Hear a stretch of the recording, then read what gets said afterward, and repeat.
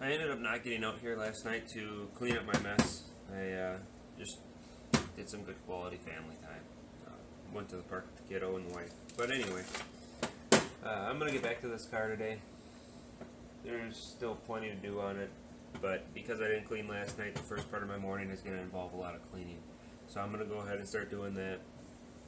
And then button up what's left on the top here. That should not take long now.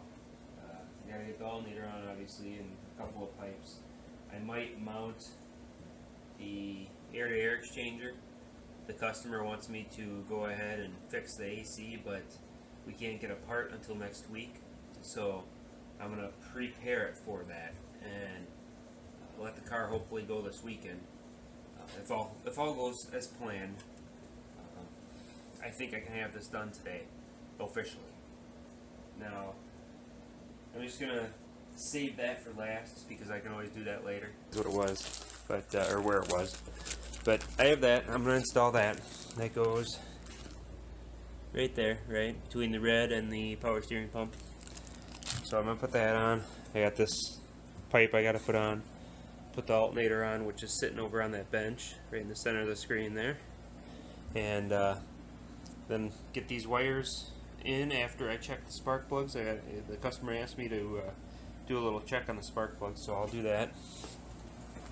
But I gotta do all that crap, and then hopefully the O2 sensors show up today. I'm not gonna put this side together until the O2 sensors show up. The O2 sensor accessibility is through this hole. I wanted to do them before the headers out of convenience factor, but I'm gonna get started on this, and then we'll just speed through all this crap, and then we'll get it up in the air. And the next stage is, this is the upper transmission cooler line. I gotta take this guy and adapt it to the AN fittings. I have the bottom one already done, so now I just gotta do the upper one.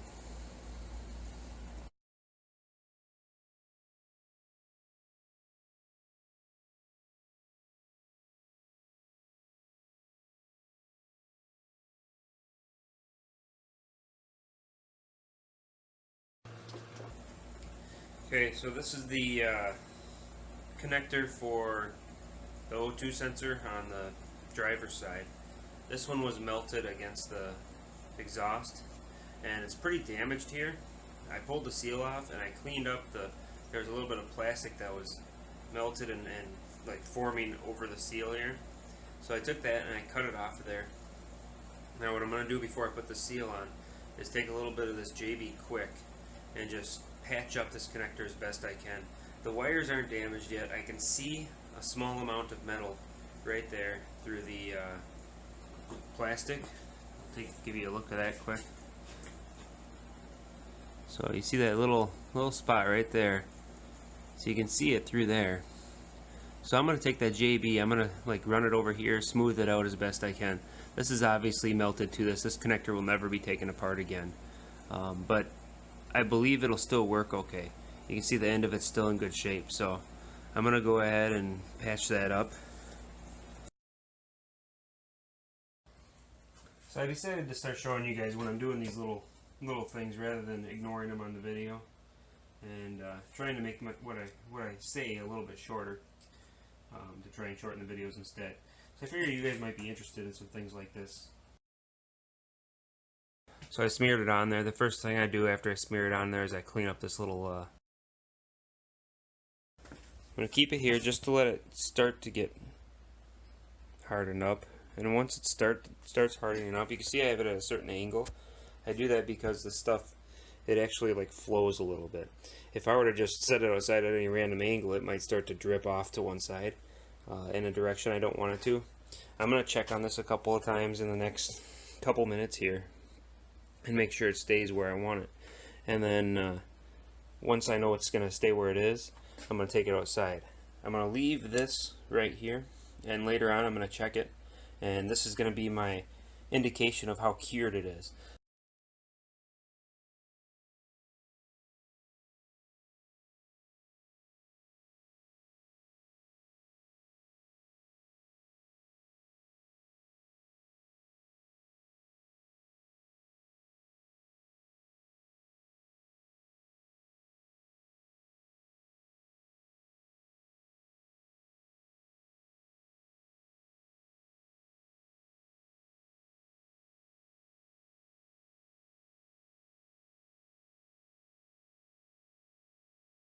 Okay, so there's my line. You can see it right there. Got the hard line going in. We have plenty of room to clear everything. There's the other hose. And that hose goes up over to that line, which then crosses over, goes there. And that one I just made goes up and over to there. So now it's actually going to utilize the cooler. Now the charge pipe has to come straight down towards the camera. So it'll come right here, and then it'll come across and go into its plumbing. But I have to go find some hose and replace the hose for this thing before I put it back on. I also have to replace a clamp. There's a damaged clamp, or not damaged necessarily, as much as imagine this improper sized and installed clamp. So you can see, where are you? There we are. You can see that crush spot, right? That's because look at where it's at right now with the threads. It's already tightened down a little bit technically, and if I put it on this hose, it's literally sloppy on there. So that's a situation of too big of a clamp per the hose size. I'd imagine that's like a 3.5 inch, I guess. It'd be a 3.5 inch hose or clamp, and I probably need 3 1/4. I don't remember exactly. I haven't measured it in a while, but I gotta get a new hose anyway, which I think I have in my stash. So I'm gonna go ahead and get that stuff, and then I'll be back. Gonna take care of some battery connection issues. So I already loosened this bolt. I had to tighten it while I was there. It was loose. On top of that, the guy did this janky crimping job on this main cable here. So you can see how just nasty that thing looks, right? I'm going to take a quick look, see if I have a terminal. But other than that, I'm probably going to end up soldering this thing on there, just so it's at least reasonable. I actually just pulled on this a little bit when I was at his place trying to diagnose this thing, and it just came right out. I mean, it didn't even hesitate. So it wasn't tight at all. So that's that. Then this relay pack here is actually for secondary fuel pump. Okay, so this is the power side. So he's got some janky tape thing going on and a weird ground.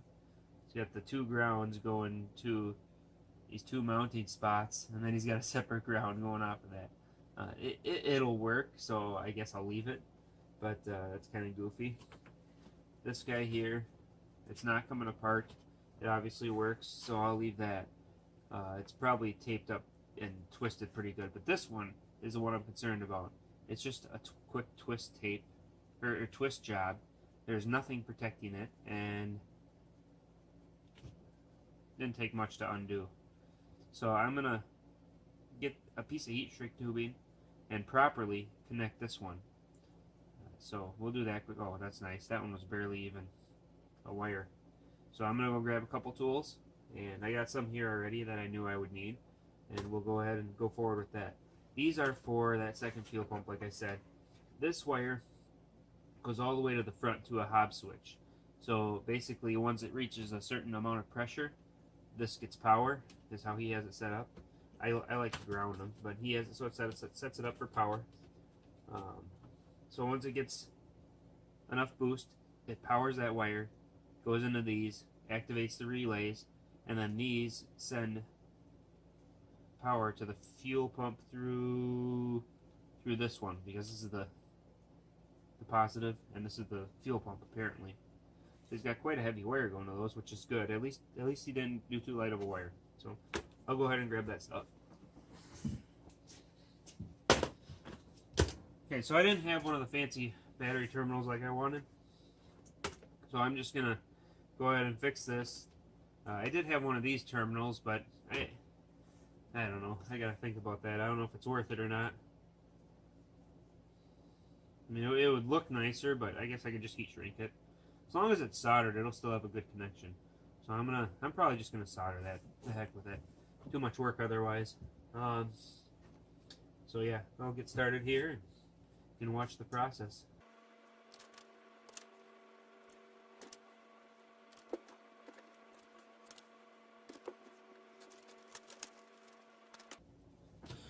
So these little guys right here, they're not available anymore. Not this style. So this style has, you can see this little piece of yellow here. That's a sealer. Now they're available without that sealer. Instead, they're just a colored, transparent heat shrink tubing. And this little pellet in the middle is a solder pellet with rosin around it. So all you do is you put it over the wire, and you're able to heat it up carefully and slowly, and it'll solder and heat shrink the wire all at the same time. They're relatively cool, and they're inexpensive compared to the value that you get out of them.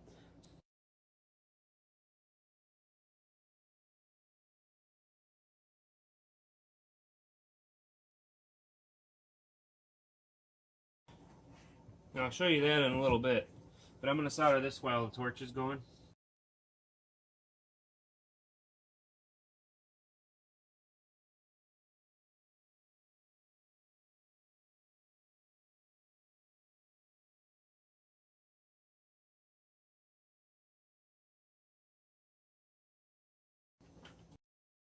So I got the solder to flow down about to the basically the insulation there. Now I'm going to throw some heat shrink tubing on there, and that should be good for that connector.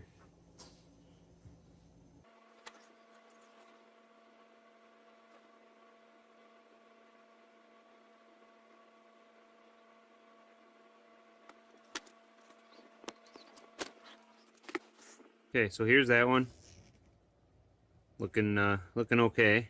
It's not ideal, but it's looking okay. It'll connect and work fine. And then here is that one that I was talking about. You can see how the solder flowed in there, right? So it's a lot better than it was. It's not going to cause an issue now.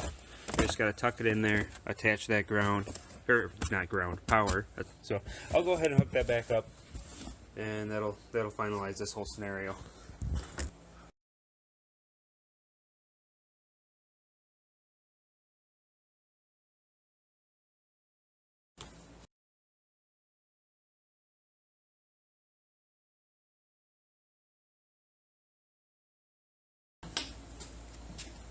Okay, so what you saw me pointing at was that bend in here.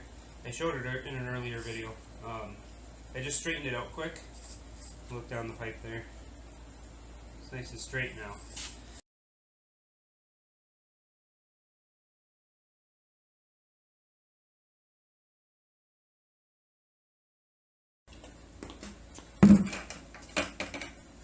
So I gotta fill the transmission. We're gonna see how low it is. I'm gonna start off. I'm gonna put 2 quarts of fluid in here, and then I'm gonna pump it in to the filler.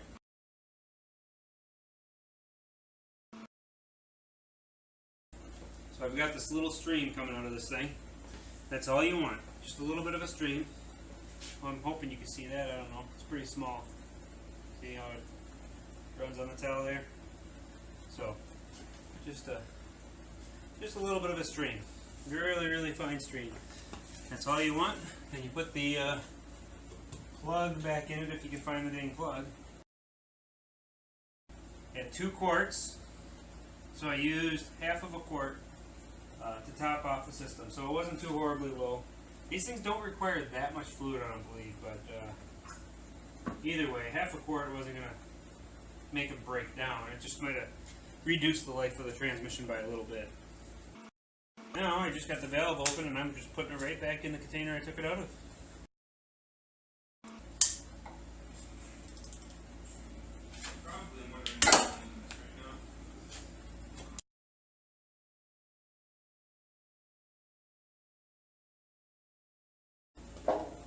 So I was just checking the differential here. I'm going to move you over to see that area better. But I'm checking the differential fluid just to be sure. Oh wow. Okay, so I was just trying to figure out how low the differential fluid is. It's actually quite low. I'm going to pull this drain plug and just let a little bit come out into a cup and see what it looks like. Oh! Well, there's the leak. It wasn't even tight. Not even close to tight. I can already tell you I'm going to be flushing this thing. There is no way I'm leaving that fluid in there. Holy crap. Yeah, actually, he might need a different... My assumption here is that it's low enough that it overheated, and now it's damaged. I mean, this car makes a very good amount of power, and seeing what I'm seeing here, I'm not liking it. So let's see here. Let it land on top of like a plate or something. That way you can see how dirty it really is. I'll get some more light in here. So I took the time to really clean this pan out here. It is spotless now. So I'm gonna go ahead and get some light on here. That way you guys can see really well. And then I gotta grab a white thing that I can let that stuff drain onto. And I think I found the perfect solution for that. It's a fancy Summit sticker thing, because I never get any Summit stickers. So I've actually been using my stickers lately. I found a cabinet. I'm just gonna stick them all in the cabinet as long as there's something new for the most part. But let's get this thing draining into the nice clean pan and see what all this looks like. Gonna bump you there, make sure you're okay.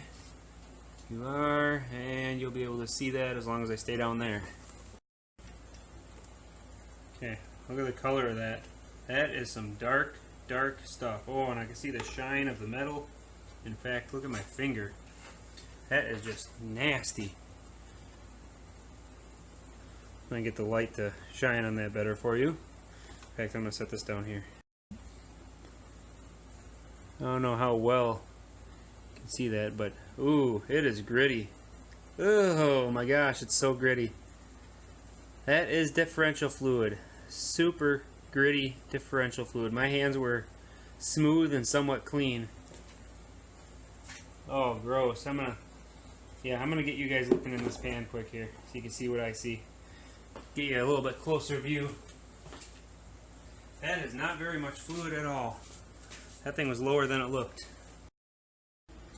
You can see all those crazy swirls and sparkles. Your fluid is not supposed to look like that. That is not okay. Wow, that is not okay. It's amazing the things you will find just doing a fluid change. That can that I poured in first, and I'm going to slowly pour it out. I mean, it's only been sitting for, I don't know, 6 minutes or something, but let's see what we end up with here. We'll go nice and slow.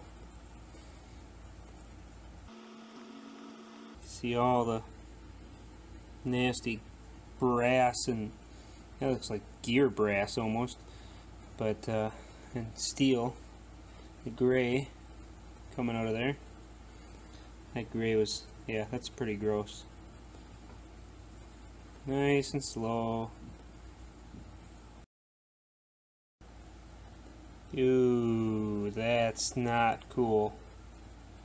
Look at that. Gross. Wow. That is a lot of metal. So I got this floppy regulator right here. I almost forgot to address. This line was sitting underneath this bracket. Well, look what's underneath this bracket. It's a main power cable. So with that main power cable being there and that main power cable being there, I'm not a fan of having this metal regulator bouncing around down there, especially since it's, you know, maybe filled with fuel inside. Weird, right? So I'm gonna take this guy. I'm gonna find a way to mount it over here. So I fashioned up this regulator quick. See, I got the bracket that I just quickly made. I found some bolts that work. They fit in there. They were long, so I just did this, and that way I could shim it out and bring it away anyway. It's kind of nice. There's some little nuts that I threw in there. Bent a quick piece of aluminum, and then I threw a bolt in there. I wanted to go over this quick. So I mentioned degreasing it, and I mentioned an oil pan bolt that was missing. Now, I lost the video. I had a video covering what I had to do with the oil pan scenario here, but there is, I think I counted 14 or 16 bolts in the oil pan. I don't remember. I mentioned it in that video. But I went to tighten all the bolts, and I remember only 2 of them were actually tight. There was 2 tight. So we got 2 tight. We had 6 bolts missing, and only 2 were actually tightened down. The rest of them were all either finger tight or barely even snugged at all. Oh my gosh, so I took a picture of this. This is insane. This guy, I took the car for a drive, and I was just checking for oil leaks, you know. And I happened to just look in this, see those 2 holes there? They access the clutch. They're just like dust breather hole things. I don't know what you'd call them. But you can see the clutch through them. And the clutch pressure plate has a nut loose in it. I was able to just barely sneak this wrench in there. I just started to tighten it. I only did like 3 clicks on the ratcheting wrench. So I'm going to go ahead and do it while I'm on camera here.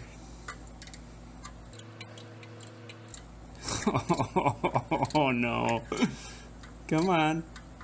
Tighten up. Wow. Oh, there it goes. Now it's starting to snug a little bit. Oh, maybe. Maybe I'm just finally squishing the pressure plate. Holy crap, no wonder this clutch felt like garbage. There it is. Alright, now let's make it tight. Oh, wow, that thing was so loose. Let's see if I can get a view in here for you. See what I'm... Right there, you see that fantastic bolt, or nut? It is now tight, finally. So I am going to go ahead and slowly turn this thing over and try and snug every single one of those bastards. So I'm going to have to manually, I don't know, I'll put it in gear, I guess. And then I'll just use the rear tires and turn the motor over that way, put it all the way in low gear and 6th gear. So that'll be my next step, I guess. Yay! Oh, there's another one that's loose. This is just nuts. Pun intended, I guess. So, look at that. That one is loose too. It's no wonder this clutch felt like complete garbage. Let's see this one here. That one looks like it's tight, but maybe that's the one I tightened. I don't know. So yeah, I'm gonna tighten that one now. Screwdriver. Turn this little guy. Ooh, turns nice and easy. Can't believe those things didn't fly off. At least the ones that I've seen so far. Hopefully none of them flew off and got lost. That would suck. Oh my goodness. There it is. Oh, that one wasn't as bad as the last one. Oh. Oh. Yes. There's another one. I will show you. I couldn't get that to one. I couldn't fit the ratchet wrench around it, but it looks tight, so I'm going to leave it alone for now. Oh, duh. Need a light. Look at this thing. Holy crap. This is insane. Absolutely insane that the guy never tightened them down. I better double check. I better hit every single one of them. I better not skip any. If I gotta find a way. If I have to make a custom wrench to do it, I'll do it, but I gotta find a way to get at them. Well, I can get at it, kind of. Kind of get a bite to it. Not a very good bite, but I know it's not turning. At least not that easy. So if I take one of these wrenches and just bend it a little bit.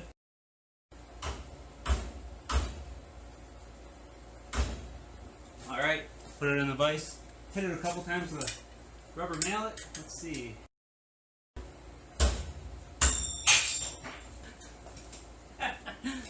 Oops. Went to too many times with the hammer, I guess. A little harder steel than the cheap China one. This is a KD tool, so it's not quite cheap. It's cheap, but not that cheap. I could weld it, but when you have one that says 7/16 with no brand name and then it says China on the back, I'm willing to bet that one will bend nice and easy. It's probably made out of pot metal for all I know.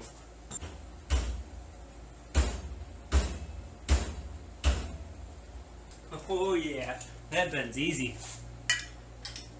Put my light on me, of course. Ah.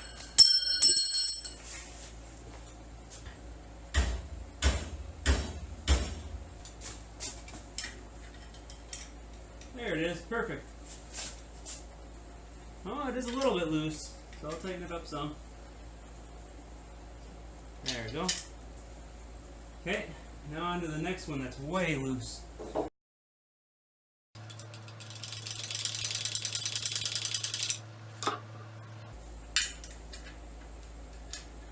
Alright, the ratchet wrench fits this one.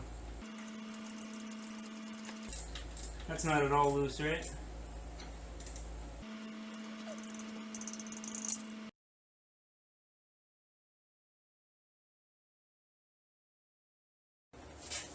Oh, that one's loose. And you can barely get a pull on it. Yep. Another loose nut. This guy's got a lot of loose nuts in his head, whoever put all this shit in here. I think I'm good now. I think I got him. That is just, oh, I'm speechless. Speechless. Do I dare ask about the flywheel bolts?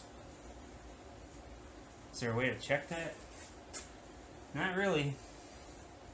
Not unless it's so loose the flywheel's loose, there's no way to check that. Oh well, I'll try the clutch now. I'm sure the clutch will feel better, so I hope like hell it does. I'm so tired. I just did this whole goodbye thing without recording it. So, take two, I guess. But yeah, I'm beat. I'm totally beat. I'm ready to go inside. I need to go relax, go do this video and relax. But this Corvette, it was just too much for me. It was definitely a productive day today, unlike yesterday. But that car has gotten the better of me because of somebody else's terrible work. The transmission has a couple things going on. The differential, these are unrelated to his work, I think, for the most part. Maybe the fluid maintenance has something to do with it, but I think the differential's on its last leg for sure. The transmission, I think, is starting to get maybe a little bit weak, but only time will tell. Or if I actually did a flush on it, that might show something, but I wasn't going to do that on this particular run-in with the car. He needs to drive the car a little bit. He needs to get it worked and broken in and make sure that the motor's solid and make sure he's not going to have any more surprises. I'd hate for him to spend a pile of money on that differential, the transmission, everything else, whatever else needs to be addressed, and then find out that there's a loose flywheel bolt and it damages the crank, and now he's back to square one again, you know. So he's got to drive it for a little bit, make sure that nothing works loose, he doesn't end up with some weird noise, whatever. But like, share, subscribe. I'm going to link you to the video from the other car that I did, the Ford Taurus show, so you can see what I did on that car. And enjoy. I will see you next time.